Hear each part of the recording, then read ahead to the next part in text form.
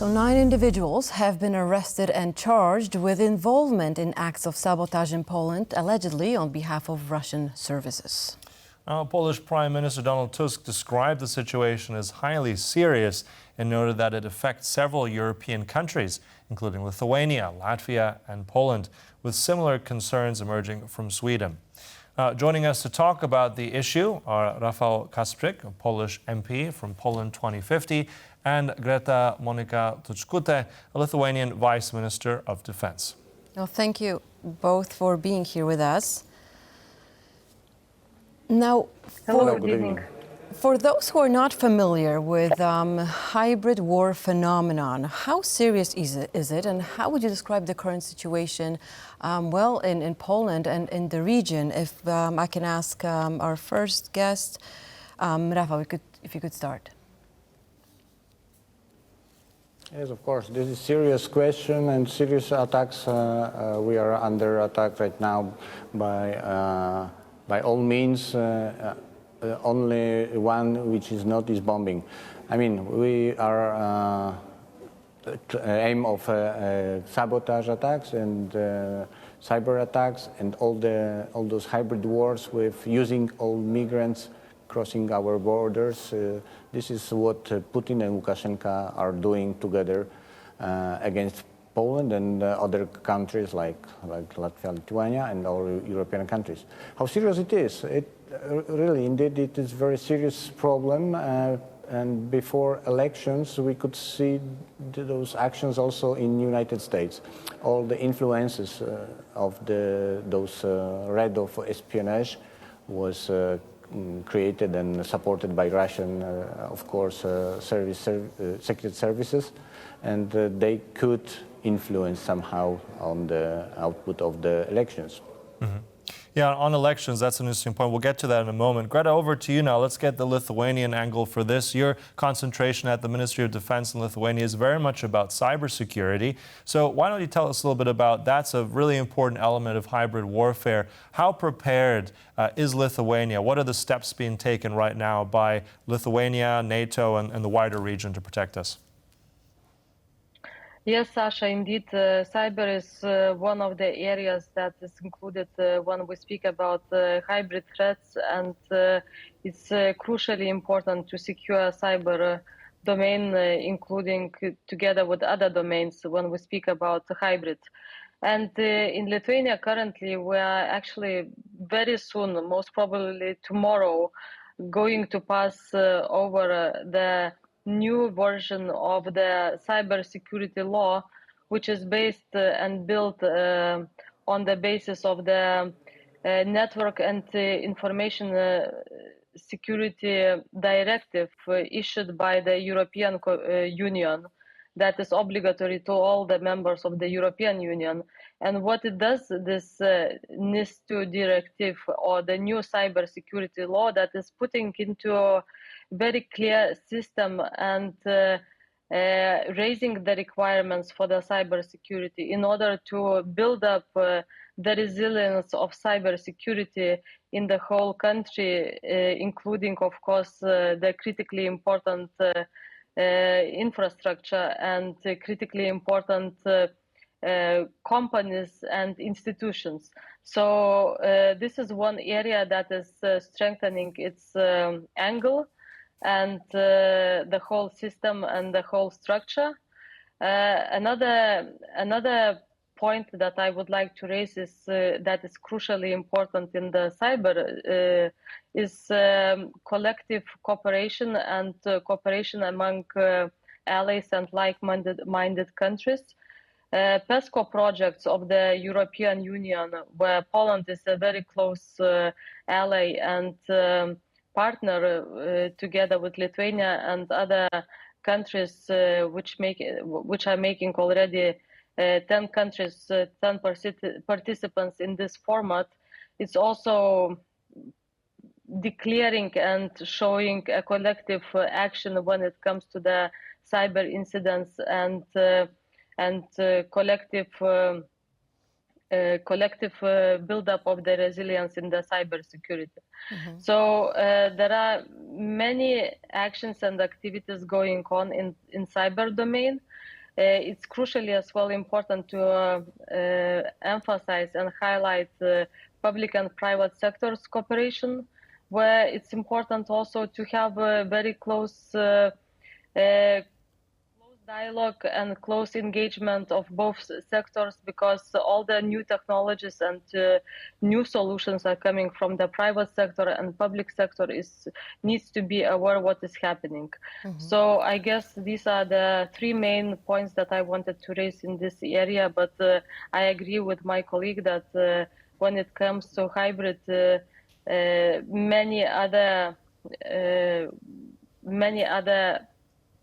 threats can be caused, including the orchestrated migrants crisis, as we had already a couple of years ago, and we see that the border is unresting at this moment, and big masses of people are being collected and gathered on the side of Russia and Belarus in order to kind of threaten to our security as well.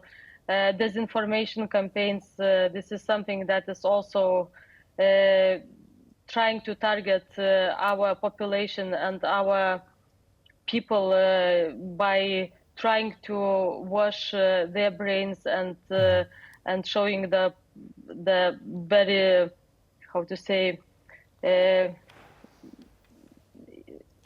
well, it's definitely, yeah, let's jump in on that. I'm sorry to interrupt you there, Greta, and I think that's an interesting point also that you made, very much about cooperation, right? I think this is something that we wanted to talk about more.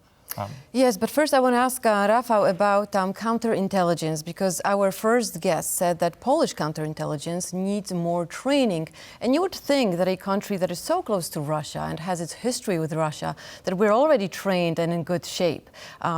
But he said that we need more training. So is Polish government right now, is it going to invest in counterintelligence? Is it going to put them on their feet so that our counterintelligence can combat these hybrid war attacks? Yes, of course, we are right now recruiting new people to those secret services, counterintelligence services. And this is a result of many years of dismantling some places or offices. In fact, there was 10 offices liquidated by previous government, and right now we lack people, we lack expertise in these fields, and maybe this is an issue for the special commission raised by Mr. Donald Tusk, our Prime Minister, to verify if there was some influence of other government services in some decisions close to government body.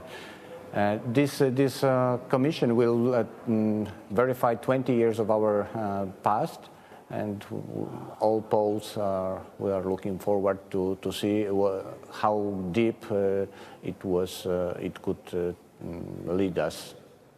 Now, is the and Polish... the experience of Judge who fled to Belarus is saying that we are a place where the espionage is working and secret services are working very intensively.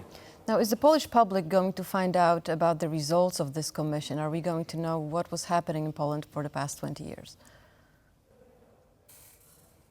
Rafał, that's for you.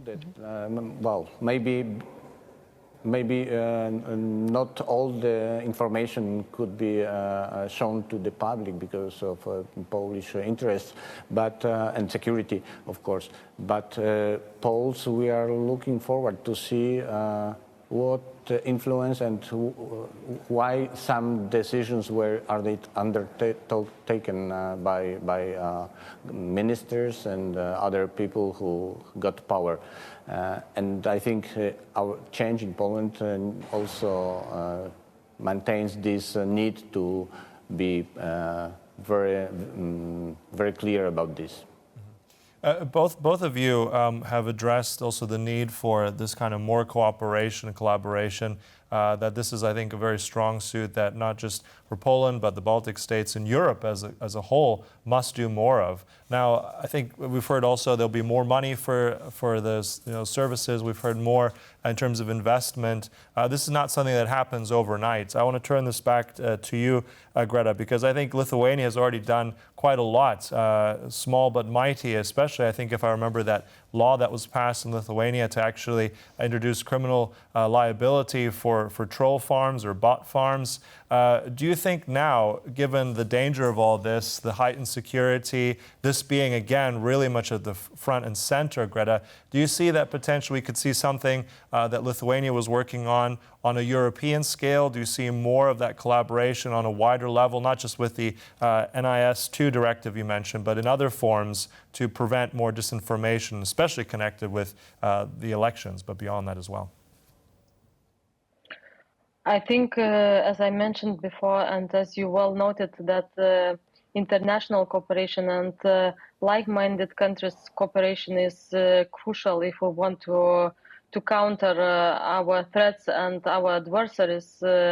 So, of course, for instance, joint action with regards to limit, let's say, information flow that is directed to the brainwash of the people, and that is transmitting information that is not true, that is total disinformation. I think joint action as well could be something that would lead to some tangible impact. For instance, in Lithuania, there is a limit, and the channels that are transmitting disinformation, they are not allowed in Lithuania. So maybe this could be also a joint action, for instance, within the European Union that could as well allow some kind of limitations of these kind of malign actions as activities as disinformation. And there are many formats that could lead to this kind of tangible results, but we need to be creative, and we need to, most probably with the like-minded countries such as Poland and Latvia and Estonia, Finland, Sweden, that understand very well the threats on this frontier. Again, we could figure out some joint formats and introduce them maybe on the level of the European Union and be more coordinated. This could be something that is a solution and way forward. Now, the European Commission Vice President, Vera Jourova, right now is on a democracy tour. She's visiting all the EU countries and putting emphasis on the Russian disinformation. Now, we know that we are going to face EU elections very, very soon. What about Poland? How crucial is it for her to be here in Poland and to raise awareness about deepfakes and all the fake news that are circling around? Rafał, that's for you. Well, of course, where there is no rule of law and disinformation, it creates chaos and fear of citizens. So this is some of the game of other secret services and influences of Russia in Poland and other countries. And I agree that we should protect before the disinformation in the first row, and more be united, of course, at the level of the country and the level of the European Union. And well, everything starts also with the rule of law, and I'm very happy to hear today or yesterday there was a decision of the European Union that Poland is not anymore under Article 7 of ruling against the law. So it's a good way. And everybody is looking forward to for this information to be true in acts of the parliament. Also, I think also looking forward and kind of getting a scale of this, because I think a lot of people will be watching, they'll look at this, and we've heard kind of this topic float around, they may not understand it. There's so many things that are actually built out of that umbrella term of hybrid warfare, as we mentioned earlier, I mean, today in this conversation, right? That's about elections, that's disinformation, that's certain types of migration at some point. Greta, to you now as well, can you just give us, sort of in your observation, as much as is allowed, the kind of, let's say, onslaught of what the Kremlin has pushed in terms of activity and disinformation? Can you give us any sort of numbers, what you're up against here on a daily basis with certain types of disinformation? I don't know if that's certain attacks or anything that you could reveal so we know the scale of this. It's difficult now to give me some numbers as I don't have around me, but certainly there are many cases when, for instance, disinformation campaigns are targeting our politicians, when they are targeting our allies who are present here in Lithuania. We remember very well some of the campaigns of disinformation when our, for instance, enhanced forward presence battalion soldiers were kind of presented as doing some crimes, although it was total lie and total disinformation. So I think in these kind of cases, when they target our allies, our cooperation, our possibility to be united together against our adversaries, I think it's very crucial and important to identify these kind of disinformations, declare them publicly that these are the lies, and to prove what is the truth.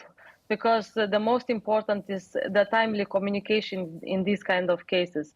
And I think what is very positive that many of our public portals, internet portals, they realized how it is important to have the credible information being transmitted in their sources of information. Therefore, it is important to have a double check of the facts.